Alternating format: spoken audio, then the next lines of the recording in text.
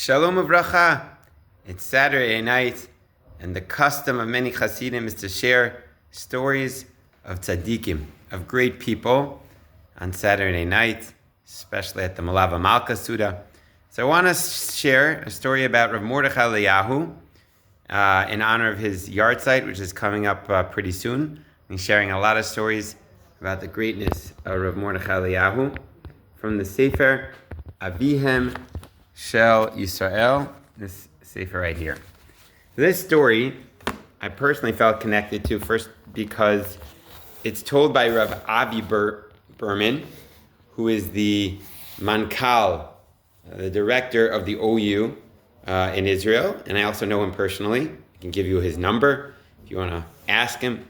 And he personally experienced this amazing power of the blessing of the tzaddik. So Rav Avi Berman was serving as a shliach in a community in Vancouver, in Canada. And there was a girl there who he was working with for several years, for a long time.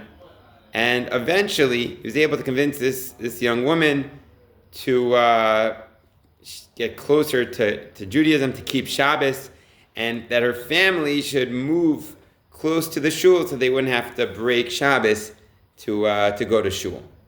So it was a big achievement. And this girl, her school was going on a trip to the Galil, to the north, where their sister school and their students were going to meet one another.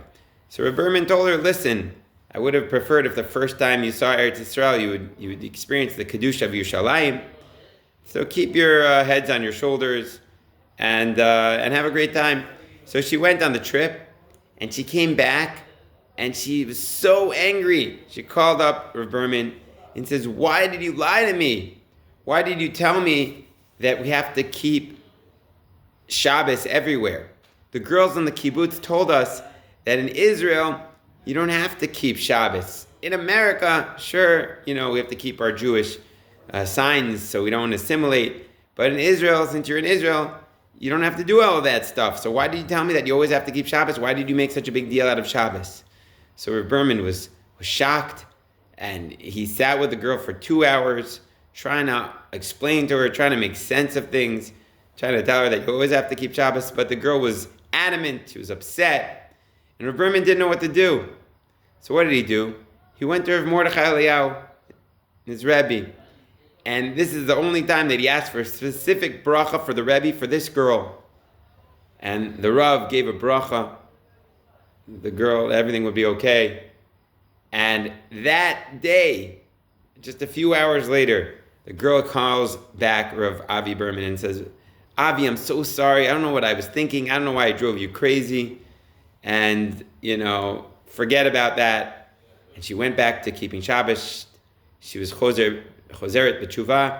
Not only that, but she was soon afterwards brought other people back to teshuvah, and all in the schus of the amazing bracha of Rav Mordechai Eliyahu.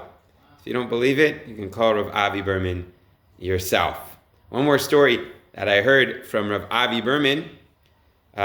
So in their community, they would bring, one of the wives decided to bring a list of all of the unmarried girls, so the Rav could look through the list and pray for each one of the girls. So the Rav Mordechai Eliyahu, looks through the list and he says, are you sure everyone here isn't engaged? And the girl's like, yeah, I'm sure. You sure? He asked again. And she said, as far as I know, they're all single. And the Rav gave them a bracha, prayed for each one of them. And when she got back home, she got a call. It turns out one of the girls had just gotten engaged. Somehow, Rav Mordechai Eliyahu felt it. He knew. All right, those are 2 stories. Don't worry, more stories to come. Verified true stories of the power of tzaddikim connected to Hashem in their special way. Hope you enjoyed this. Hope you have a wonderful night, day, wherever you're at. Have a beautiful Shavua Tov.